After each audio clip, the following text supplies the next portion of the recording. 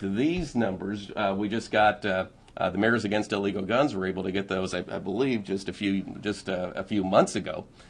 Before that, we didn't have any numbers except going back to 2000. So when someone says, "How do we know where the guns in Mexico are coming?" I didn't want to stop, but we can still stop. We didn't. And again, just like when Paul Helmke says, anyone. When Paul Helmke says we couldn't get those numbers, Paul Helmke means Mayor Daley, the Brady Campaign, gun control groups. He doesn't mean law enforcement. He doesn't mean prosecutors, because they have always had access to that information. All right, back to Paul Helmke. Where the guns in Mexico are coming from. We could do a better job of getting that information out, but right now we don't supply much of that trace information to anybody, including law enforcement, and that's one of the things that we need to know. If we're going to deal with the problem, we need to know the source of the problem. So strengthen law enforcement, yes, strengthen those programs, yes, get some better trace information there, but realize that that's not enough, because even if you do all those things, someone can still buy an unlimited number of weapons. Someone can still buy those weapons without a background check. Someone can still get these 50 caliber sniper rifles and military style assault weapons. Those are all legal under the current U.S. law. Okay, wait.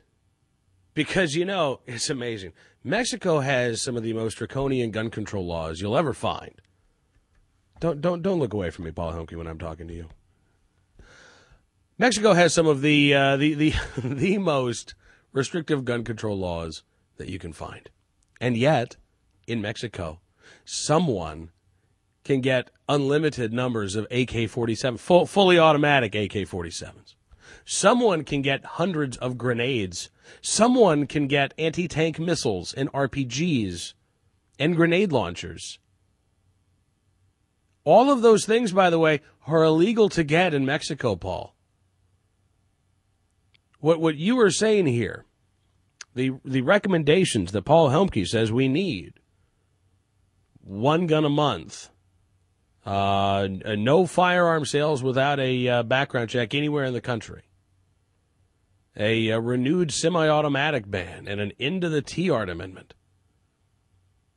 How will those things affect the black market of firearms? We know that back during the Clinton administration, the Justice Department did a study. They surveyed felons who were in prison on gun-related charges, and they asked, "Where did you get your gun?" The vast majority of them didn't say, "Oh, at a gun store," or "at a gun show."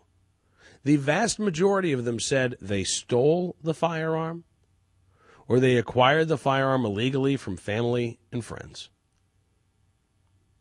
Stole the gun, illegally got the gun from a family member or a friend. Vast majority of them. The number of individuals that they got a firearm from a gun store, I believe, was 0.7%.